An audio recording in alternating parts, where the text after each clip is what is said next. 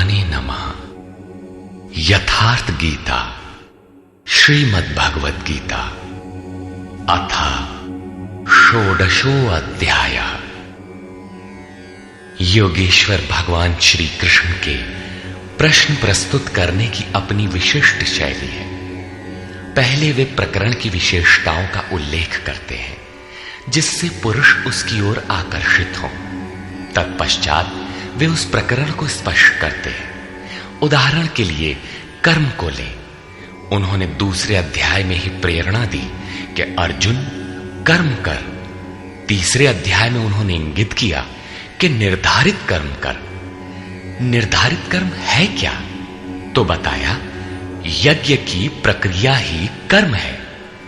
फिर उन्होंने यज्ञ का स्वरूप न बताकर पहले बताया कि यज्ञ आया कहां से और देता क्या है। चौथे अध्याय में 13-14 विधियों से यज्ञ का स्वरूप स्पष्ट किया जिसको करना कर्म है। यहां कर्म स्पष्ट होता है जिसका शुद्ध अर्थ है योग चिंतन, आराधना, जो मन और इंद्रियों की क्रिया से संपन्न होता है। इसी प्रकार उन्होंने अध्याय 9 में दैवी और आसुरी संपद का नाम लिया। उसकी विशेषताओं पर बल दिया कि अर्जुन आसुरी स्वभाव वाले मुझे तुच्छ कहकर पुकारते हैं। हूं तो मैं भी मनुष्य शरीर के आधार वाला, क्योंकि मनुष्य शरीर में ही मुझे यह स्थिति मिली है। किंतु आसुरी स्वभाव वाले, मूढ़ स्वभाव वाले मुझे नहीं भजते, जबकि दैवी संपत्त से युक्त भक्तजन अनन्य श्रद्धा से मुझे उपासते हैं।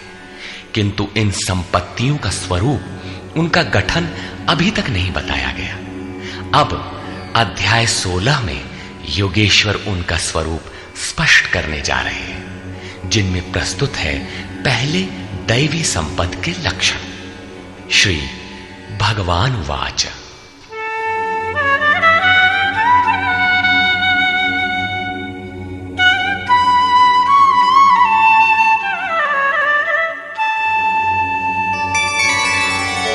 अभयं सत्त्व संशुद्धिर् ज्ञानयोग व्यवस्थितिः दानं दमश्च यज्ञश्च स्वाध्यायस्तप आर्जवम्।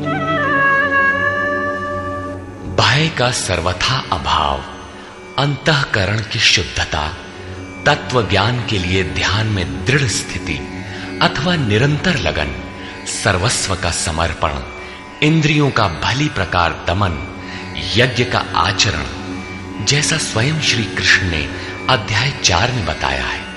संयमाग्नि में हवन, इंद्रियाग्नि में हवन, प्राण अपान में हवन और अंत में ज्ञानाग्नि में हवन, अर्थात आराधना की प्रक्रिया जो केवल मन और इंद्रियों की अंतर क्रिया से संपन्न होती है। तिल, जौ, वेदी इत्यादि सामग्रियों से होने वाले यज्ञ का इस गीतोक्त यज्ञ से कोई संबंध नहीं है। श्री कृष्ण ने ऐसे किसी कर्मकांड को यज्ञ नहीं माना। स्वाध्याय अर्थात स्वस्वरूप की ओर अग्रसर कराने वाला अध्ययन। तप अर्थात मन सहित इंद्रियों को इष्ट के अनुरूप ढालना, तथा आर्जवम शरीर और इंद्रियों सहित अंतःकरण की सरलता। अहिंसा सत्यम क्रोधस् त्यागः शान्तिरपैशुनम्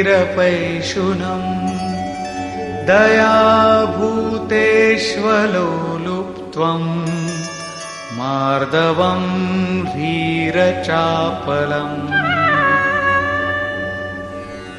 अहिंसा अर्थात आत्मा का उद्धार, आत्मा को अधोगति में पहुंचाना ही हिंसा है। श्री कृष्ण कहते हैं, यदि मैं सावधान होकर कर्म में न बरतूं तो इन संपूर्ण प्रजा का हनन करने वाला और वर्ण संकर का कर्ता हूं। आत्मा का शुद्ध वर्ण है परमात्मा। उसका प्रकृति में भटकना वर्ण संकर है, आत्मा की हिंसा है, और आत्मा का उद्धार ही अहिंसा है।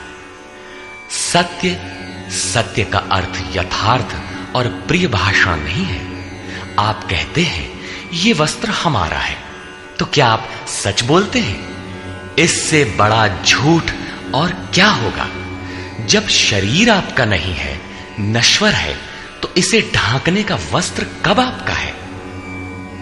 वस्तुतः सत्य का स्वरूप योगेश्वर ने स्वयं बताया है कि अर्जुन, सत्य वस्तु का तीनों कालों में कभी अभाव नहीं है। ये आत्मा ही सत्य है, यही परम सत्य है। इस सत्य पर दृष्टि रखना, क्रोध का न होना, सर्वस्व का समर्पण, शुभाशुभ कर्म फलों का त्याग, चित्त की चंचलता का सर्वथा अभाव, लक्ष्य के विपरीत निंदित कार्यों को न करना, संपूर्ण प्राणियों में दया भाव, इंद्रियों का विषयों से संयोग होने पर भी उनमें आसक्ति का अभाव, कोमलता, अपने लक्ष्य से विमुख होने में लज्जा, व्यर्थ की चेष्टाओं का अभाव तथा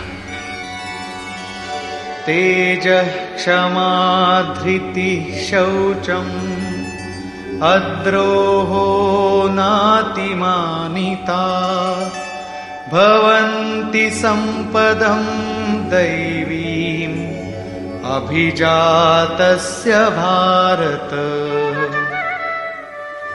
तेज जो एकमात्र ईश्वर में है, उसके तेज से जो कार्य करता है, महात्मा बुद्ध की दृष्टि पड़ते ही अंगुलीमाल के विचार बदल गए। ये उस तेज का ही परिणाम था जिससे कल्याण का सृजन होता है, जो बुद्ध में था। क्षमा, धैर्य, शुद्धि, किसी में शत्रु भाव का न होना, अपने में पूज्यता के भाव का सर्वथा अभाव, ये सब तो हे अर्जुन दैवी संपत्ति को प्राप्त पुरुष के लक्षण हैं। इस प्रकार कुल 26 लक्षण बताए, जो सब के सब तो साधना में परिपक्व अवस्था वाले पुरुष में संभव है और आंशिक रूप में आप में भी निश्चित है, तथा आसुरी संपत्ति से आप्लावित मनुष्यों में भी ये गुण है, किंतु प्रसुप्त रहते हैं, तभी तो घोर पापी को भी कल्याण का अधिकार है। अब आसुरी संपत्ति के प्रमुख लक्षण बताते हैं।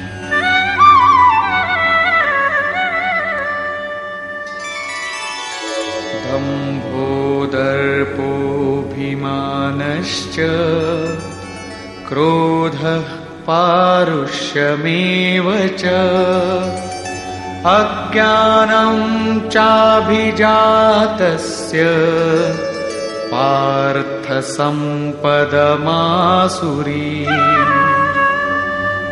हे पार्थ, पाखंड, घमंड, अभिमान, क्रोध, कठोर वाणी और अज्ञान, ये सब आसुरी संपद को प्राप्त पुरुष के लक्षण हैं। दोनों संपदाओं का कार्य क्या है? दैवी संपद् विमोक्षाय निबन्धायासुरी मता मा शुचः संपदं दैवी अभिजातोऽसि पांडव। इन दोनों प्रकार की संपदाओं में से दैवी संपत्ति तो विमोक्षाय, विशेष मोक्ष के लिए है, और आसुरी संपदा बंधन के लिए मानी गई है। हे अर्जुन, तू शोक मत कर, क्योंकि दैवी संपदा को प्राप्त हुआ है, विशेष मुक्ति को प्राप्त होगा, अर्थात मुझे प्राप्त होगा। वे संपदाएं रहती कहां हैं?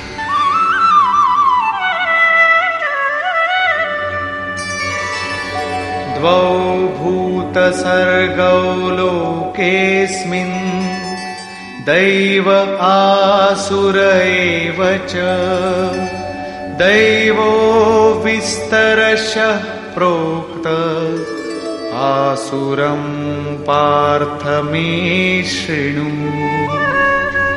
हे अर्जुन, इस लोक में भूतों के स्वभाव दो प्रकार के होते हैं, देवों के जैसा और असुरों के जैसा।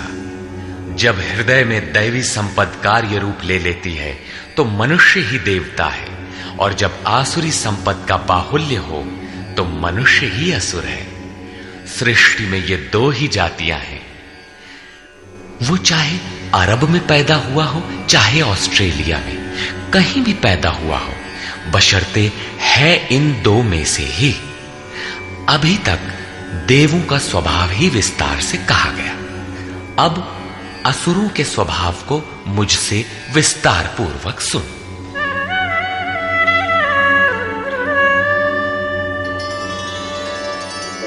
प्रवृत्तिञ्च निवृत्तिञ्च जना न विदुरासुराः न शौचं नापि चाचारो न सत्यं तेषु विद्यते।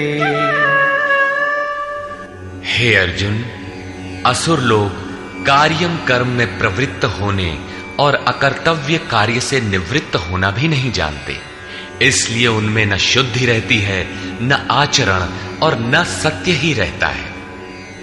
उन पुरुषों के विचार कैसे होते हैं? असत्यम प्रतिष्ठं ते जगदाहुरनीश्वरम्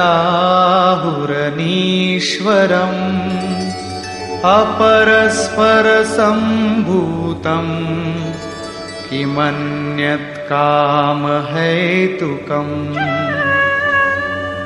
वे आसुरी प्रकृति वाले मनुष्य कहते हैं कि जगत आश्रय रहित है, सर्वथा झूठा है और बिना ईश्वर के अपने आप स्त्री पुरुष के संयोग से उत्पन्न हुआ है, इसलिए केवल भोगों को भोगने के लिए है, इसके सिवाय और क्या है?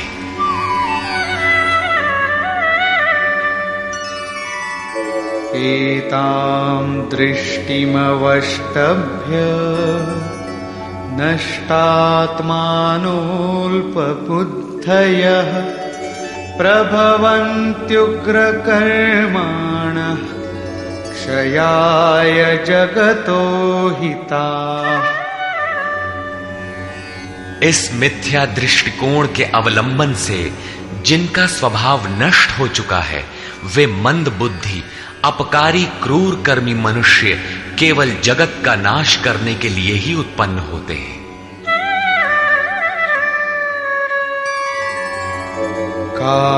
काममाश्रित्य दुष्पूरम् दम्भमानमदान्विताः मोहाद् गृहीत्वात् सद्ग्राहान् प्रवर्तन्ते शुचिव्रताः। वे मनुष्य दंभमान और मद से युक्त हुए किसी भी प्रकार पूर्ण न होने वाली कामनाओं का आश्रय लेकर अज्ञान से मिथ्या सिद्धांतों को ग्रहण करके अशुभ तथा भ्रष्ट व्रतों से युक्त हुए संसार में बरतते हैं। वे व्रत भी करते हैं किंतु भ्रष्ट हैं।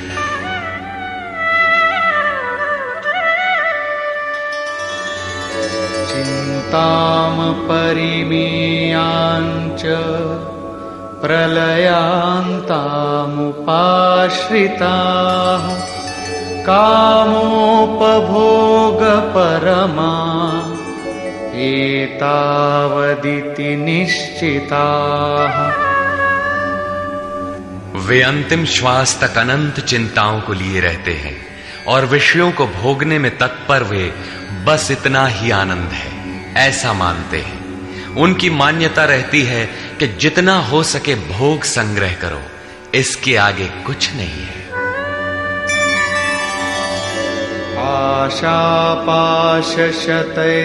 आशापाशशतैर्बद्धाः कामक्रोधपरायणाः ईहन्ते कामभोगार्थम्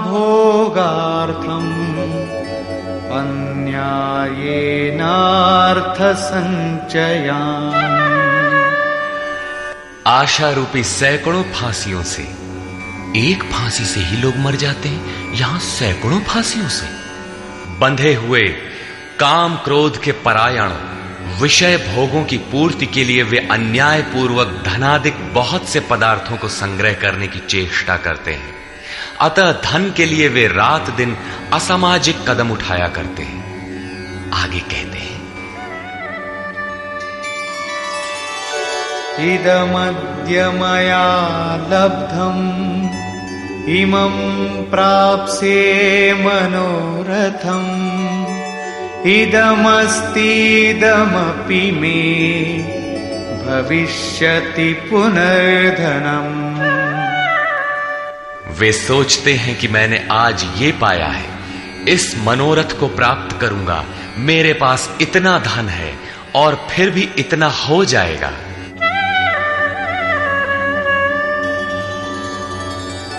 असौ मया हतः शत्रुः हनिष्ये चापरानपि ईश्वरोऽहमहं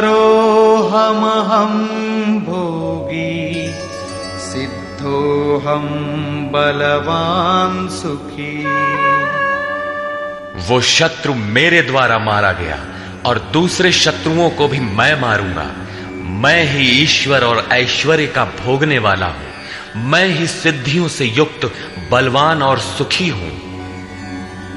आढ्योऽभिजनवानस्मि कोऽन्योऽस्ति सदृशो मया यक्ष्ये दास्यामि मोदिष्य इत्यज्ञानविमोहिताः। मैं बड़ा धनी और बड़े कुटुंब वाला हूं। मेरे समान दूसरा कौन है? मैं यज्ञ करूंगा, मैं दान दूंगा, मुझे हर्ष होगा। इस प्रकार के अज्ञान से वे विशेष मोहित रहते हैं। क्या यज्ञ दान भी अज्ञान है? इस पर श्लोक 17 में स्पष्ट किया है। इतने पर भी वे नहीं रुकते, बल्कि अनेक भ्रांतियों के शिकार रहते हैं। इस पर कहते हैं,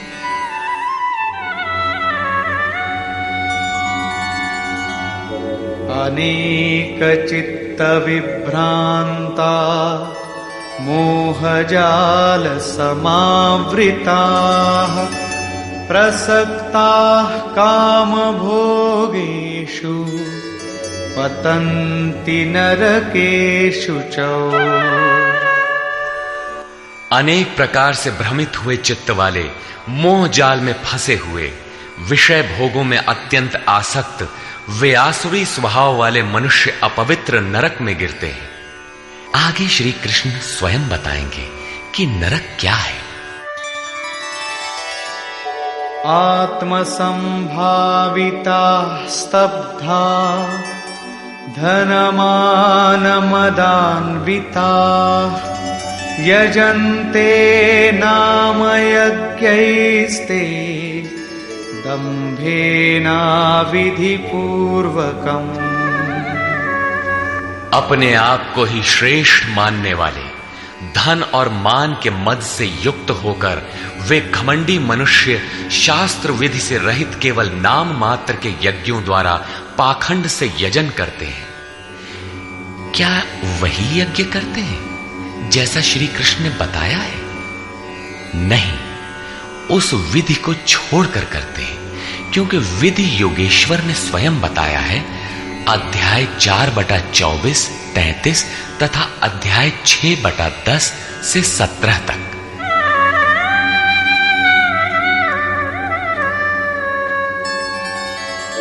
अहंकारं बलं दर्पं कामं क्रोधं च संश्रिताः मामात्मपरदेहेषु प्रद्विषन्तोऽभ्यसूयकाः। वे दूसरों की निंदा करने वाले, अहंकार, बल, घमंड, कामना और क्रोध के परायण हुए पुरुष अपने और दूसरों के शरीर में स्थित मुझ अंतर्यामी परमात्मा से द्वेष करने वाले हैं। शास्त्र विधि से परमात्मा का सुमिरन एक यज्ञ है। जो इस विधि को त्याग कर नाम मात्र का यज्ञ करते हैं, यज्ञ के नाम पर कुछ न कुछ करते ही रहते हैं। वे अपने और दूसरे के शरीर में स्थित मुझ परमात्मा से द्वेष करने वाले हैं। लोग द्वेष करते ही रहते हैं और बच भी जाते हैं। क्या ये भी बच जाएंगे? इस पर कहते हैं नहीं। तानहं द्विषतः क्रूरान् संसारेषु नराधमान् क्षिपाम्यजस्रमशुभान् आसुरीष्वेव योनिषु। मुझसे द्वेष करने वाले उन पापाचारी क्रूर कर्मी नराधमों को मैं संसार में निरंतर आसुरी योनियों में ही गिराता हूं। जो शास्त्र विधि को त्याग कर यजन करते हैं वे पाप योनि है, वही मनुष्यों में अधम है। इन्हीं को क्रूर कर्मी कहा गया है, अन्य कोई अधम नहीं है। पीछे कहा था ऐसे अधमों को मैं नरक में गिराता हूं, उसी को यहां कहते हैं कि उन्हें अजस्र आसुरी योनियों में गिराता हूं। यही नरक है। साधारण जेल की यातना भयंकर होती है और यहां अनवरत आसुरी योनियों में गिरने का क्रम कितना दुखद है। अतः दैवी संपद के लिए प्रयत्नशील रहना चाहिए। आसुरीं योनिमापन्ना मूढ़ा जन्मनि जन्मनि मामप्राप्यैव कौन्तेय ततो यान्त्यधमां गतिम्। कौन्तेय, मूर्ख मनुष्य जन्म जन्मांतरों तक आसुरी योनि को प्राप्त हुए मुझे न प्राप्त होकर पहले से भी अति नीच गति को प्राप्त होते हैं, जिसका नाम नरक है। अब देखें नरक का उद्गम क्या है। त्रिविधं नरकस्येदं द्वारं नाशनमात्मनः कामः क्रोधस्तथा लोभस्तस्मादेतत्त्रयं त्यजेत्। काम, क्रोध और लोभ ये तीन प्रकार के नरक के मूल द्वार हैं। ये आत्मा का नाश करने वाले, उसे अधोगति में ले जाने वाले हैं। अतः इन तीनों को त्याग देना चाहिए। इन्हीं तीनों पर आसुरी संपत्ति टिकी हुई है। इन्हें त्यागने से लाभ एतैर्विमुक्तः कौन्तेय तमोद्वारैस्त्रिभिर्नरः आचरत्यात्मनः श्रेयः ततो याति परां गतिम्। कौन्तेय, नरक के इन तीनों द्वारों से मुक्त हुआ पुरुष अपने परम कल्याण के लिए आचरण कर पाता है, जिससे वो परम गति अर्थात मेरे को प्राप्त होता है।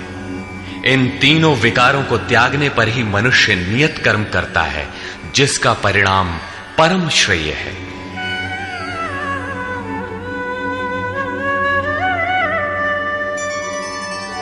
यः शास्त्रविधिमुत्सृज्य वर्तते कामकारतः न स सिद्धिमवाप्नोति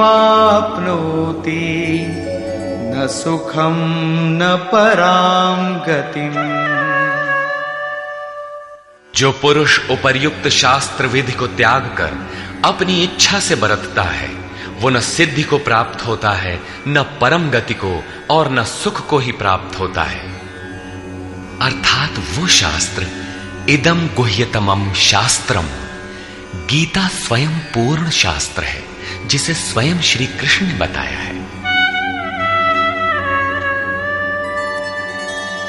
तस्माच्छास्त्रं प्रमाणन्ते कार्याकार्यव्यवस्थितौ ज्ञात्वा शास्त्रविधानोक्तं कर्म कर्तुमिहार्हसि। इसलिए अर्जुन, तेरे लिए इस कर्तव्य और अकर्तव्य की व्यवस्था में कि मैं क्या करूं क्या न करूं, इसकी व्यवस्था में शास्त्र ही एक प्रमाण है। ऐसा जानकर शास्त्र विधि से नियत किए हुए कर्म को ही तुझे करना योग्य है। अध्याय 3 में भी योगेश्वर श्री कृष्ण ने नियतम कुरु कर्म त्वम, नियत कर्म पर बल दिया और बताया कि यज्ञ की प्रक्रिया ही वो नियत कर्म है और वो यज्ञ आराधना की विधि विशेष का चित्रण है जो मन का सर्वथा निरोध करके शाश्वत ब्रह्म में प्रवेश दिलाता है। यहां उन्होंने बताया कि काम, क्रोध और लोभ नरक के 3 प्रमुख द्वार हैं। इन तीनों को त्याग देने पर ही उस कर्म का अर्थात नियत कर्म का आरंभ होता है, जिसे मैंने बार बार कहा, जो परम श्रेय, परम कल्याण दिलाने वाला आचरण है। बाहर सांसारिक कार्यों में जो जितना व्यस्त है, उतना ही अधिक काम, क्रोध और लोभ उसके पास सजा सजाया मिलता है। कर्म कोई ऐसी वस्तु है कि काम, क्रोध और लोभ को त्याग देने पर ही उसमें प्रवेश मिलता है, कर्म आचरण में ढल पाता है। जो उस विधि को त्याग कर अपनी इच्छा से आचरण करता है, उसके लिए सुख, सिद्धि अथवा परम गति कुछ भी नहीं है। अब कर्तव्य और अकर्तव्य की व्यवस्था में शास्त्र ही एकमात्र प्रमाण है। अतः शास्त्र विधि के ही अनुसार तुझे कर्म करना उचित है और वो शास्त्र है गीता। निष्कर्ष, इस अध्याय के आरंभ में योगेश्वर श्री कृष्ण ने दैवी संपद का विस्तार से वर्णन किया, जिसमें ध्यान में स्थिति, सर्वस्व का समर्पण, अंतःकरण की शुद्धि, इंद्रियों का दमन, मन का शमन, स्वरूप को स्मरण दिलाने वाला अध्ययन, यज्ञ के लिए प्रयत्न, मन सहित इंद्रियों को तपाना, अक्रोध, चित्त का शांत प्रवाहित रहना इत्यादि 26 लक्षण बताए, जो सब के सब तो इष्ट के समीप पहुंचे हुए योग साधना में प्रवृत्त किसी साधक में संभव है, आंशिक रूप से सब में है। तदनंतर उन्होंने आसुरी संपद में प्रधान 4-6 विकारों का नाम लिया, जैसे अभिमान, दंभ, कठोरता, अज्ञान इत्यादि, और अंत में निर्णय दिया कि अर्जुन, दैवी संपत्तो विमोक्षाय, पूर्ण निवृत्ति के लिए है, परम पद की प्राप्ति के लिए है, और आसुरी संपद बंधन और अधोगति के लिए है। अर्जुन, तू शोक न कर, क्योंकि तू दैवी संपद को प्राप्त हुआ है। ये संपदाएं होती कहां हैं? उन्होंने बताया कि इस लोक में मनुष्यों के स्वभाव 2 प्रकार के होते हैं, देवताओं जैसा और असुरों जैसा। जब दैवी संपद का बाहुल्य होता है तो मनुष्य देवताओं जैसा होता है, और जब आसुरी संपद का बाहुल्य होता है तो मनुष्य असुरों जैसा है। सृष्टि में बस मनुष्यों की 2 ही जाति हैं, चाहे वह कहीं पैदा हुआ हो, कुछ भी कहलाता हो। तत्पश्चात उन्होंने आसुरी स्वभाव वाले मनुष्यों के लक्षणों का विस्तार से उल्लेख किया। आसुरी संपद को प्राप्त पुरुष कर्तव्य कर्म में प्रवृत्त होना नहीं जानता और अकर्तव्य कर्म से निवृत्त होना नहीं जानता। वह कर्म में जब प्रवृत्त ही नहीं हुआ तो न उसमें सत्य होता है, न शुद्धि और न आचरण ही होता है। उसके विचार में जगत आश्रय रहित, बिना ईश्वर के, अपने आप स्त्री पुरुष के संयोग से उत्पन्न हुआ है। अतः केवल भोग भोगने के लिए है, इससे आगे क्या है? यह विचार कृष्ण काल में भी था, सदैव रहा है। केवल चार्वाक ने कहा हो ऐसी बात नहीं है। जब तक जनमानस में दैवी आसुरी संपद का उतार चढ़ाव है, तब तक रहेगा। श्री कृष्ण कहते हैं, वे मंद बुद्धि वाले पुरुष सबका अहित अर्थात कल्याण का नाश करने के लिए ही जगत में पैदा होते हैं। वे कहते हैं, मेरे द्वारा यह शत्रु मारा गया, उसे मारूंगा। इस प्रकार अर्जुन, काम क्रोध के आश्रित वे पुरुष शत्रुओं को नहीं मारते, बल्कि अपने और दूसरों के शरीर में स्थित मुझ परमात्मा से द्वेष करने वाले हैं। तो क्या अर्जुन ने प्रण करके जयद्रथादि को मारा? यदि मारता है तो आसुरी संपद वाला है, उन परमात्मा से द्वेष करने वाला है। जबकि अर्जुन को श्री कृष्ण ने स्पष्ट कहा कि तू दैवी संपत्ति को प्राप्त हुआ है, शोक मत कर। यहां भी स्पष्ट हुआ कि ईश्वर का निवास सबके हृदय देश में है। स्मरण रखना चाहिए कि कोई तुम्हें सतत देख रहा है, अतः सदैव शास्त्र निर्दिष्ट क्रिया का ही आचरण करना चाहिए, अन्यथा दंड प्रस्तुत है। योगेश्वर श्री कृष्ण ने पुनः कहा कि आसुरी स्वभाव वाले क्रूर मनुष्यों को मैं बारंबार नरक में गिराता हूं। नरक का स्वरूप क्या है? तो बताया, बारंबार नीच अधम योनियों में गिरना एक दूसरे का पर्याय है। यही नरक का स्वरूप है। काम, क्रोध और लोभ नरक के 3 मूल द्वार हैं। इन तीनों पर ही आसुरी संपत्ति टिकी हुई है। इन तीनों को त्याग देने पर ही उस कर्म का आरंभ होता है जिसे मैंने बार बार बताया है। सिद्ध है कि कर्म कोई ऐसी वस्तु है जिसका आरंभ काम, क्रोध और लोभ को त्याग देने पर ही होता है। सांसारिक कार्यों में मर्यादित ढंग से सामाजिक व्यवस्थाओं का निर्वाह करने में भी जो जितने व्यस्त हैं, काम, क्रोध और लोभ उनके पास उतने ही अधिक सजे सजाए मिलते हैं। वस्तुतः इन तीनों को त्याग देने पर ही परम में प्रवेश दिलाने वाले निर्धारित कर्म में प्रवेश मिलता है। इसलिए मैं क्या करूं, क्या न करूं, इस कर्तव्य और अकर्तव्य की व्यवस्था में शास्त्र ही प्रमाण है।